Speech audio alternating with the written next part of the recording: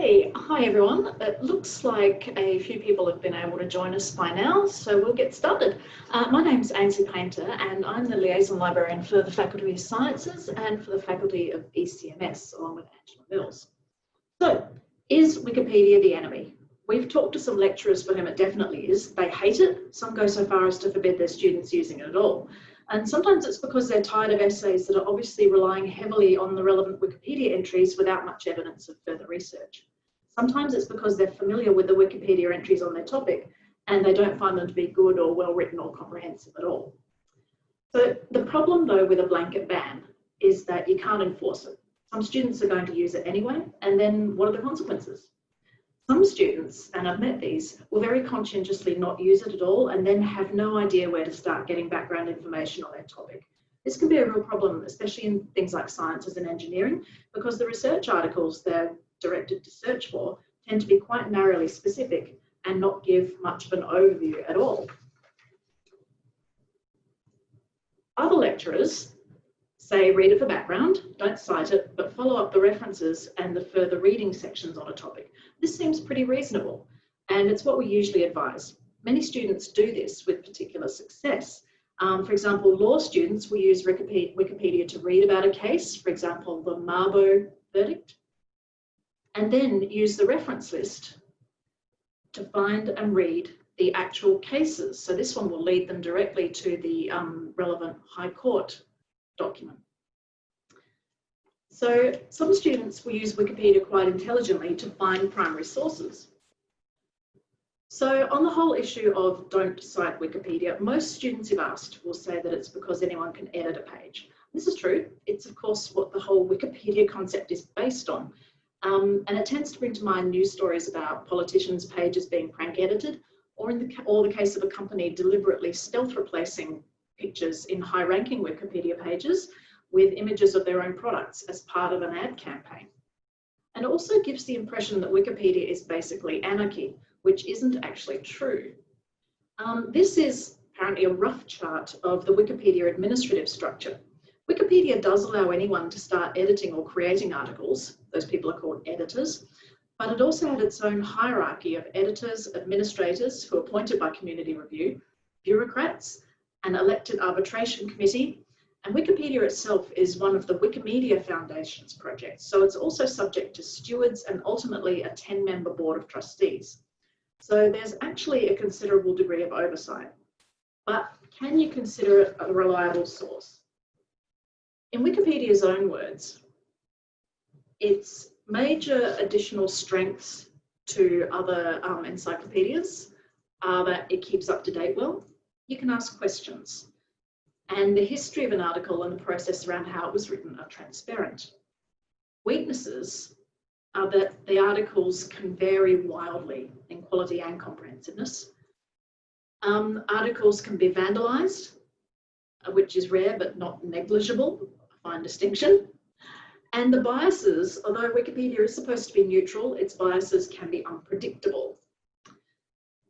So, hang on, there is one thing we've got to stop here and have a look at, which is the history of an article and the process around how it was written are transparent. It's like, are they? Apparently, yes, they are.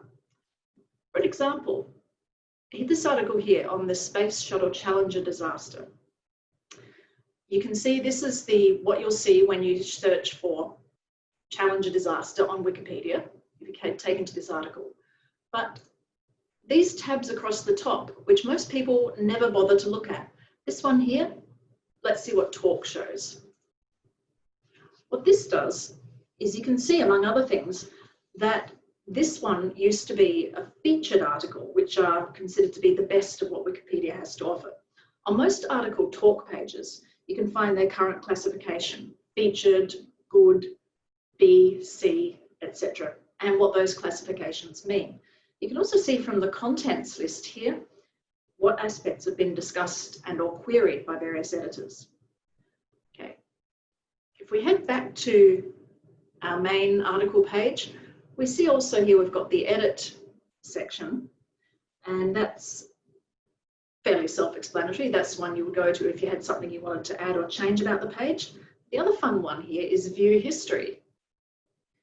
What this allows you to do is actually check where articles have been changed along the way. So, and you can compare also the selected revisions. So as an example, if I compare the most recent change with the current edition, click these two radio buttons and click compare selected revisions. And here we have the line by line changes that were made.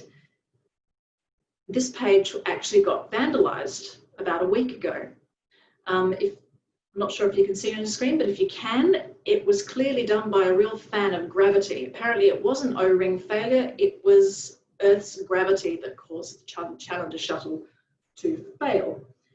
The other interesting thing to note is that this one, looking at the revisions, this one got fixed back again to its original state within a minute of having been vandalized. So someone was obviously keeping an eye on that page.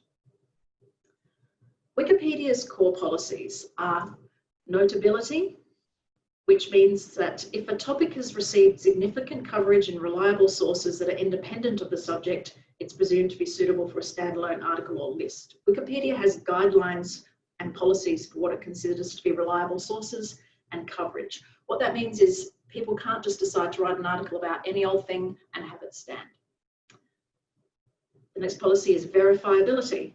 Now this one's interesting because its original policy was verifiability over truth. Now that one's been slightly reworded, but what it means is in the English Wikipedia, other people using the encyclopedia can check that the information comes from a reliable source. That is, even if a statement is true or believed to be true, it can't be included unless it's independently verified by other sources. No original research. Okay. Its content, again, is determined by previously published information rather than the beliefs or experience of editors. And no plagiarism or copyright abuse, which hopefully should be self-explanatory. So as far as its reliability goes, there are plenty of research and studies done showing its reliability or mistake rates compared with other encyclopedias, and there are a lot of arguments on both sides. Wikipedia itself does provide you with warning signs. This is from Wikipedia's own advice section on how to tell if an article is good or bad. Yet the warning banners, you may be familiar with these. They make a statement about the article's reliability, even if it might be just a minor suggestion for improvement. So if you see one of those, make a note of it and read the article with that in mind. There might be a fragmented lead section. A short lead, or one with a lot of mistakes, might indicate that the article was written through staggered contributions and might need rewriting to tie it together. Look out for value statements. Statements like the best or most important are red flags that the article is either written to persuade or isn't well referenced. Gaps in sourcing. Are there references to unnamed sources of information, such as some people say or many believe? If you can't answer the question who said that, chances are that a reliable source hasn't been cited. There may also be an underdeveloped reference section or imbalanced sections, where an important aspect of the topic shouldn't be shorter than sections about a less important aspect. Okay. Some academics also are starting to engage with Wikipedia as a real-world literacy and research exercise for their students. If you want to read more on one, here's an example where students at university in Australia doing medical studies were required to create or edit a current Wikipedia page. So Wikipedia's own advice on when and how to use it for academic research is mostly don't. It's not a reliable source for academic writing or research.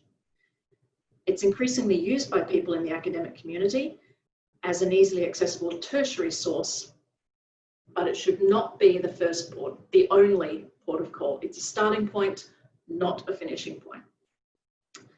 So, alternatives to Wikipedia. Why would you need them? If you're looking for background information on a topic, or you don't want students using the Wikipedia articles, give them some alternatives. Check them first to make sure you're okay with them. Or for when you need a definition of a concept that you can actually cite in a paper. At this point, I will take us live to the library and show you how we can actually find some of those. For example, if I'm looking for social sciences encyclopedia,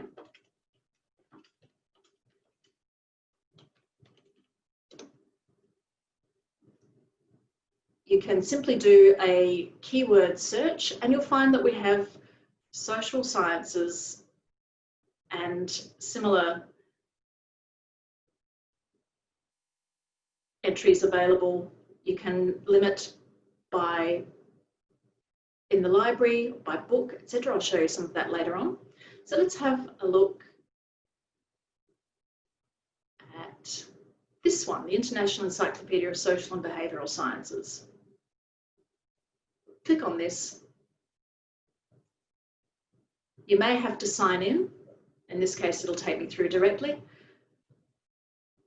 And we can also see that these encyclopedias, which are written specifically for a particular subject, are also quite open and transparent. You can read about that particular publication, find out who commissioned and wrote each section. Let's have a look at media and media studies and mass communication. And here, just keeping in theme with today's session, we'll have a look at information society. Click on this article, and from here you can read the entire article. You can also find out more about that author, and that is plenty of information to actually look him up and decide if you think he's a relevant source. So as well as this, we might also be able to find information on biology encyclopedia.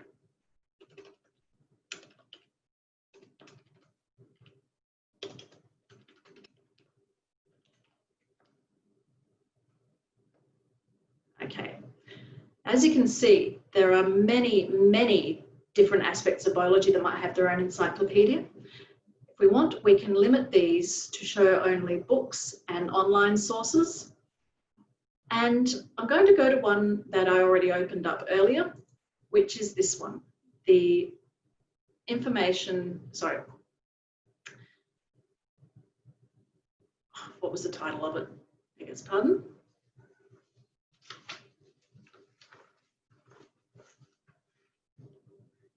The Encyclopedia of Life Sciences. So this was first published in May 2001, and again you can find out all about the editors, contributors, and even the author guidelines. But this one will also show us that this is being continually updated and new articles added. It can also show you the ones that have been most cited. And we'll look at this top one. I can see it's been cited. Although it is a tertiary source, it has been cited 142 times. For one example, let's look at the third one that cited it.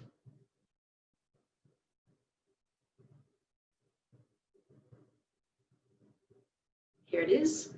And if we can find this citation, here it is. McCain and Grintz are the authors of that particular article.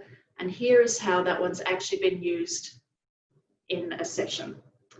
Okay, I'm running out of time, so I'll go back very quickly. You can find these at the library homepage. So to take away, Wikipedia is not necessarily your enemy, despite the variable quality. It is constantly changing. Oversight and transparency are there to some degree. It also provides opportunities for students to develop their information literacy skills. But if you do need background information or citable definitions from different resources, you can find them at the relevant subject encyclopedia, just by doing a keyword search in Ask Library. If you have any further questions, you can call us or email us. That's all. Thanks very much.